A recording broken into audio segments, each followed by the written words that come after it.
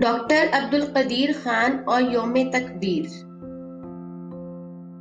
خاک میں ڈھونڈتے ہیں سونا لوگ، خاک میں ڈھونڈتے ہیں سونا لوگ، ہم نے سونا سپرد خاک کر دیا۔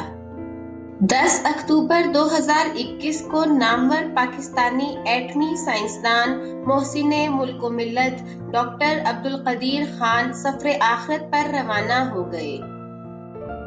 وہ 1936 میں بھوپال میں پیدا ہوئے۔ وفات کے وقت ان کی عمر لگ بھگ 85 برس تھی۔ انا للہ و انا الیہ راجعون۔ ڈاکٹر صاحب اپنی وفات سے ایک شب پہلے پھیپھڑوں کے مرض میں مبتلا ہو گئے تھے۔ ان کی وصیت کے مطابق ان کی نماز جنازہ اور تدفین شاہ فیصل مسجد اسلام آباد میں ادا کی گئی۔ ڈھونڈو گے اگر ملکوں ملکوں، ڈھونڈو گے اگر ملکوں ملکوں، ملنے کے نہیں نایاب ہیں ہم۔ پاکستان کو ایٹمی قوت بنانے کا سہرا ڈاکٹر عبدالقدیر خان اور ان کی ٹیم کے سر ہے، جنہوں نے ملک سے وفاداری اور حب الوطنی کا عملی سبق دیا تھا۔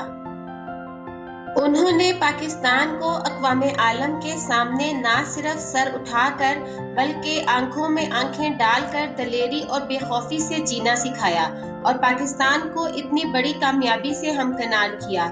الحمدللہ۔ گزشتہ صدی کے اواخر میں 28 مئی 1998 کو اسلامی جمہوریہ پاکستان نے بلوچستان میں ضلع چاغی کے کوہساروں پر نعرہ تکبیر کی گونج میں 5 ایٹمی دھماکے کیے تھے اور مسلم دنیا کی پہلی اور دنیا کی 7ویں ایٹمی طاقت بننے کا اعزاز حاصل کیا تھا۔ تب عرب و عجم کے اسلامی ممالک نے ایسے خوشیاں اور جشن منایا تھا جیسے انہوں نے خود یہ دھماکے کیے ہوں۔ مجھے آج بھی وہ تاریخی دن، ایٹمی دھماکوں کا اعلان، پاکستانی قوم کا بھرپور رد عمل، ہر جگہ اظہار مسرت اور مٹھائیاں بانٹنا یاد ہے۔ تب اتنی عظیم خوشخبری ملنے پر اپنے جذبات و احساسات کے بیک وقت دلی خوشی لیکن شدت مسرت سے بے ساختہ آنکھوں سے آنسو جاری ہو جانا یاد آتے ہیں تو آج بھی آنکھیں پانیوں سے لبالب بھر جاتی ہیں اور دل اللہ تعالیٰ کا بے انتہا شکر گزار ہو جاتا ہے کہ ہم ایٹمی طاقت رکھنے والے آزاد وطن کی فضاؤں میں سانس لے رہے ہیں۔ ڈاکٹر صاحب ہمارے قومی ہیرو، عظیم محسن و محافظ اور قیمتی اثاثہ تھے۔ وہ واحد پاکستانی تھے جنہیں 3 صدارتی ایوارڈ سے نوازا گیا۔ قوم ہمیشہ ان کی مقروض رہے گی، بلکہ وہ پوری امت مسلمہ کے محسن اور ایٹمی ہیرو تھے۔ انہوں نے ملت اسلامیہ کو مضبوط بنا دیا تھا۔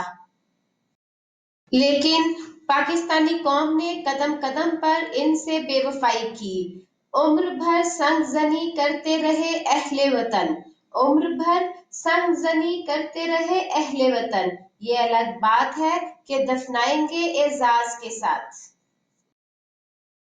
اللہ ارحم الراحمین ان کی اگلی تمام منزلیں آسان فرمائے، ان کی مغفرت فرمائے، ان کی قبر ٹھنڈی رکھے اور ان کے اہل خانہ کو صبر جمیل عطا فرمائے اور انہیں جنت الفردوس میں اعلیٰ مقام عطا فرمائے۔ آمین ثم آمین برحمتک یا ارحم الراحمین۔